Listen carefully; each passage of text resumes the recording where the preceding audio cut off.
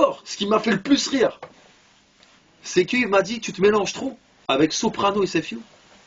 Et que quelques temps après, j'allume ma télé, je le vois en train de faire un clip avec Tony Parker.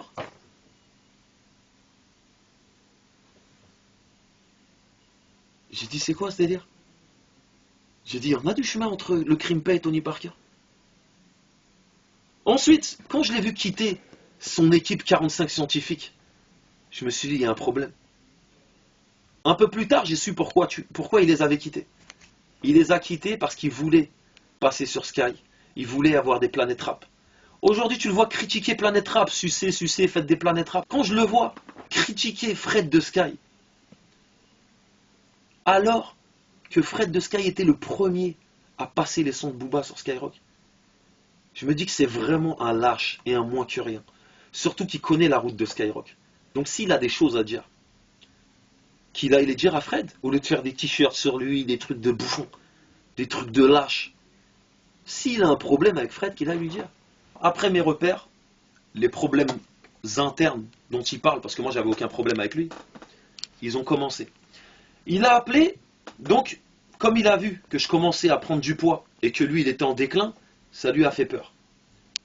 Donc il a commencé à essayer, je dis bien essayer, de me boycotter rageux comme il est. Ça a commencé par qui? Ça a commencé par Street Fab. Il a appelé Street Fab Oz, il lui a dit ouais, en ce moment tu te mélanges trop, arrête de faire des prods pour la fouine, des trucs comme ça.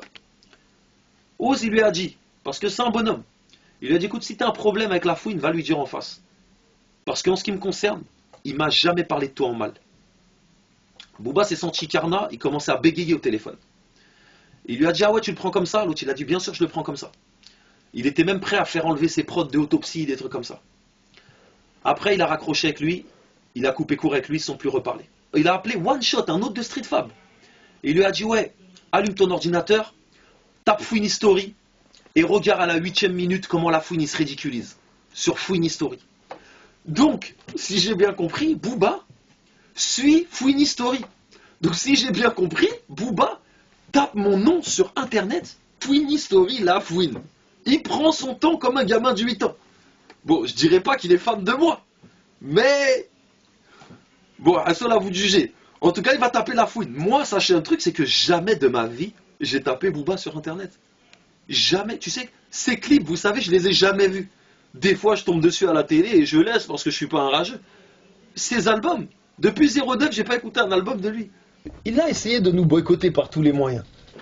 Et donc, après avoir essayé de me boycotter avec Clément, avec Oz, avec One Shot, avec Macari, avec... le mec a même essayé de boycotter mes artistes. Parce que Fababi, il avait posé sur Autopsie, volume 4. Lorsqu'il a appris qu'il était sur Capital du Crime 3, il l'a retiré miette de Autopsie 4. C'est juste pour vous montrer à quel point ce mec-là n'a pas la notion du partage. Pour en revenir aussi à ce qu'il dit sur la vidéo. Mais il y a une chose que je comprends pas, moi. C'est que mec, en ce moment, t'es en clash avec plein de personnes. Il y a même des mecs qui t'ont dit nique ta mère sur une chanson. Tu vois. Qu'on me pardonne le mot, moi j'oserais jamais traiter la mère à quelqu'un. Mais il y a même des mecs qui te disent nique ta mère. Il y a des gens qui te clashent, qui citent ton nom. Mais le mec, il vient s'en prendre à Fouini. Donc je me suis demandé pourquoi. Mais quand tu vois, quand je mets une vidéo qui a fait des millions de vues en un week-end, il veut surfer sur ce buzz.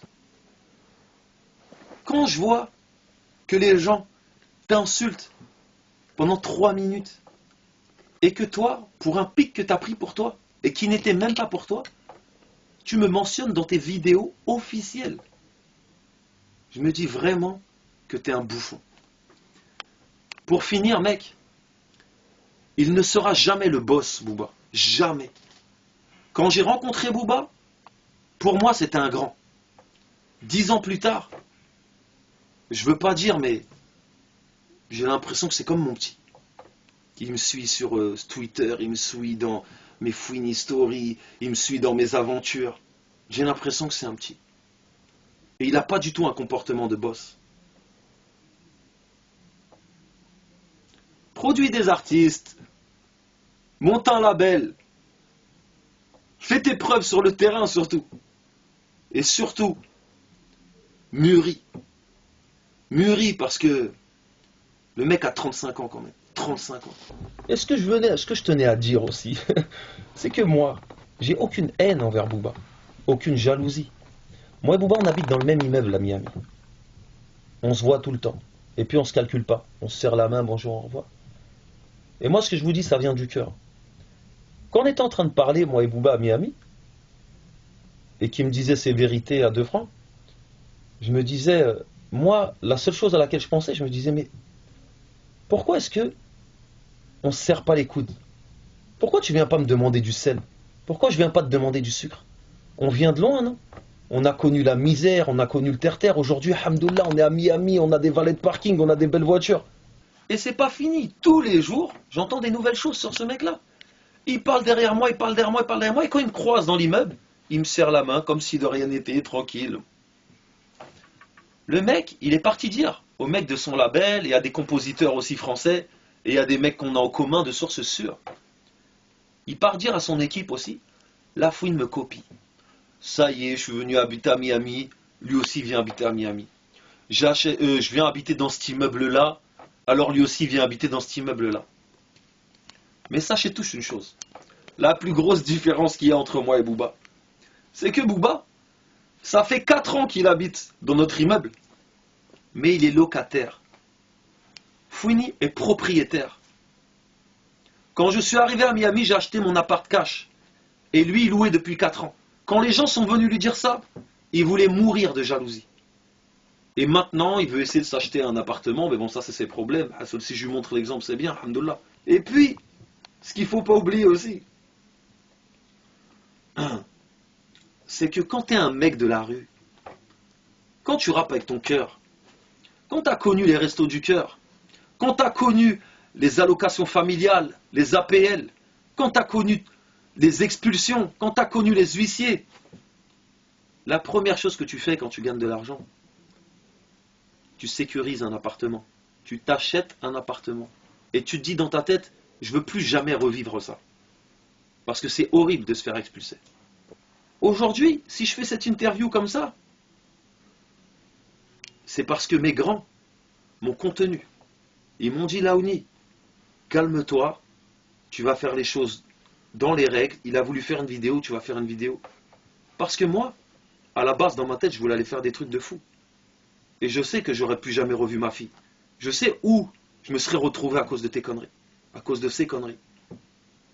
Mais heureusement que, hamdoullah, que par la grâce de Dieu, j'ai des gens autour de moi qui me parlent et qui veulent mon bien.